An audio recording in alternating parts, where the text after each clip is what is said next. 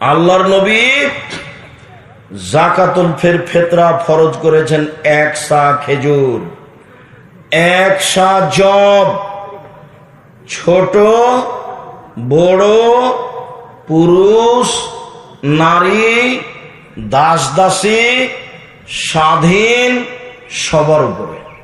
যে ভিক্ষা করে খায় তাকেও ফিতরা দিতে হবে, দিন মজুরকেও ফিতরা দিতে হবে।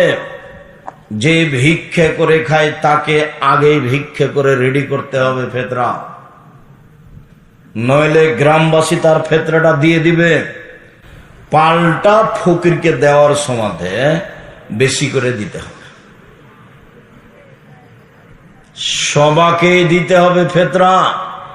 ঈদের মাঠে যাওয়ার পূর্বে ফিতরা বের করতে হবে। এই স্বভাব আগে আপনার বাপ মা দাদা দাদির ছিল। ওরা ঈদের মাঠে যাওয়ার আগে কি করত?